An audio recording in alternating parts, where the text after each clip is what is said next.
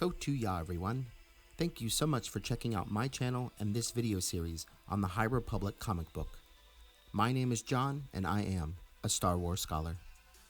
I create content for Star Wars fans like you and me by discussing things like plot, themes, philosophy, and everything else that makes Star Wars so amazing. My hope is to offer you engaging videos with stuff that we both love, and I really hope you take a moment to engage with me back. In this video, I offer my thoughts on issue 3, which is called Down Below. So let's get to it.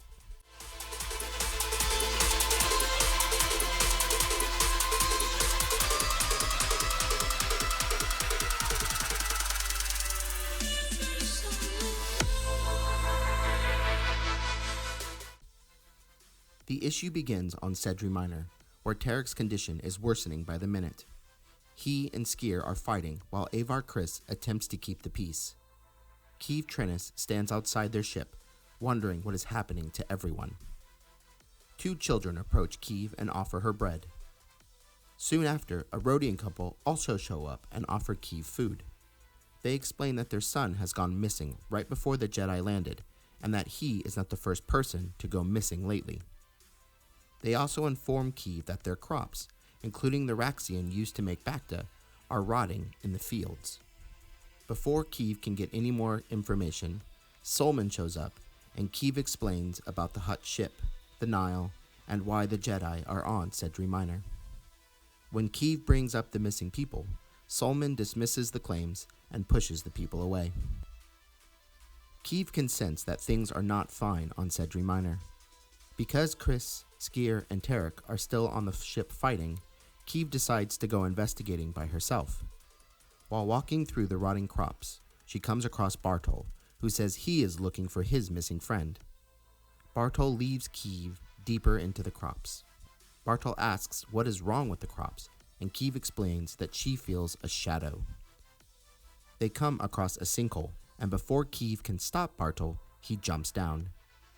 Keeve catches him with the Force and also jumps down. Keeve becomes noticeably pained while in the hole. Back aboard the Jedi ship, Tarek has passed out. Skier says he does not know what is causing Tarek's condition, but Kriss points out that he should. It is the dark side, and she is worried that Skier did not feel it when he arrived and cannot feel it now. Their conversation is interrupted by Maru, who informs Kriss that Grandmaster Laru is perturbed Kriss has ordered an autopsy of the deceased Hutt. As she speaks with Maru, Solman enters the ship and tells them they should not be on his planet. Solman asks where Keeve is, saying she has no right to go sneaking around. Kriss and Solman go back to look for Keeve, and Kriss orders Skier to stay on the ship to look after Tarek. The scene shifts back to Keeve and Bartol, who are exploring a tunnel. Keeve is slowly becoming overwhelmed by the dark side that is radiating in the tunnel. As she rests, Bartol runs ahead and screams. When she finds Bartol, she also finds the missing boy and Sarret hanging upside down and trapped in vines. Keeve cuts them down, and while Sarret is still alive, the boy, sadly, has passed away. She lets Bartol hold her lightsaber as she attends to Sarret. While she is distracted with Sarret, who is coming around, Bartol is attacked by a vine. Keeve rescues him and tells him to get behind her, as Sarret begins to say that, quote, no meat is safe from the Drengar, who has shown up in the tunnel. Back on the ship, Tarek informs Skier that the darkness has them, as Skier tries to help calm Tarek with the Force. However, Tarek releases some sort of black spores onto Skier, who becomes infected while he wonders why he could not help Tarek. Tarek has now been fully consumed by the Drengir and tells Skier to join them. Returning to the tunnel, Sarret has grabbed Bartol as Keeve tries to fight off the Drengir. She calls for Sarret to help her, not realizing that he has also turned to the Drengir. However, at that moment, Kriss crashes through the top of the tunnel and slices the Drengir in two.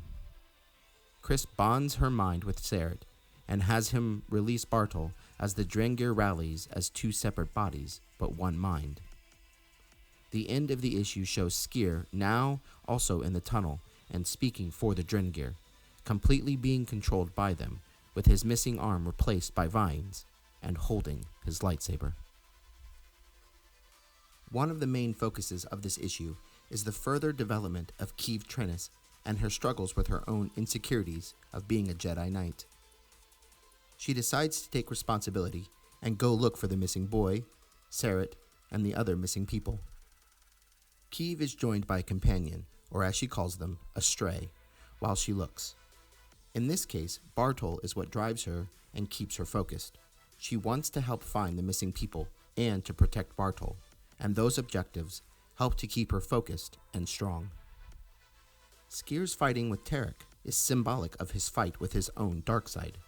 He does not understand why he cannot help Tarek, and he even lashes out at him in the ship. He is being consumed by the dark side, so much so that he does not even sense the dark side on the planet. Chris calls him out on this, and while their conversation is interrupted, it shows more and more that Skier is very much not okay. The dark side finally manifests itself in the black spores Tarek infects him with, and we see Skier at the end of the issue complete the character transformation arc he has been on since the Light of the Jedi. There is an interesting parallel between the Drengir and Sareth and Tarek. Sareth and Tarek have a special bond where they share one mind but have different bodies. This uniqueness foreshadows the power of the Drengir, who consume living creatures and either use them for food or subsume them as part of themselves. So while Sareth is subsumed by the Drengir, Tarek is also subsumed because of the mind link. In turn, Tarek subsumes Skier. So, both the Jedi twins and the Drengir are similar in the fact that they have one shared mind, or will, over multiple bodies. But, whereas Sareth's and Tarek's bond seems healthy, the Drengir's bond with its victims seems very unhealthy, subsuming them to its will and mind. The Drengir are in some way powered by the dark side of the Force, as shown in Into the Dark by Claudia Gray, and in the fact that the dark side is taking over Sindri Minor. Chris can feel its presence on the surface, and Trennis is affected by its sickening influence while in the tunnel. It is implied that the crops are rotting because of the Drengir, and therefore because of the dark side. Finally, it is important to note that the Jedi are struggling to work together, which is their greatest strength, as shown in the Light of the Jedi. As the dark side rises in the galaxy, we see the Jedi, or at least the ones in this comic book series, struggle to sustain that teamwork, and in their division they begin to be conquered. Skier's detachment and struggles, which he is trying to keep to himself, but which are consuming him, are the catalyst for the further destruction of the Jedi team. It is Skier who does not sense the Nihil sniper, and so Tarek is wounded. It is Skier who loses focus and track of Sareth. Once Sareth is lost, Tarek in turn also becomes lost because of the bond between them. The momentum of the dark side then becomes enough to overpower the conflicted Skier, who in his moments of clarity still truly wants to help and be a Jedi. But it is the dark side that has won for the moment, and in a strange way, that dark side makes Skier whole again by using the vines to replace his missing arm. But there is still hope. Chris was able to bring Sareth out from under the influence of the Drengir, and so it seems possible that the Jedi, or at least Chris, will be able to assist Skier and Tarek to overthrow the Drengir's influence and return them to the light. Thanks for sticking around until the end of this video. Please drop a like if you think this video deserves it, and comment if you want to add your own thoughts. Also, check out my other videos on this playlist or any of my other videos. Until next time, my friends, stay on target, and may the Force be with you.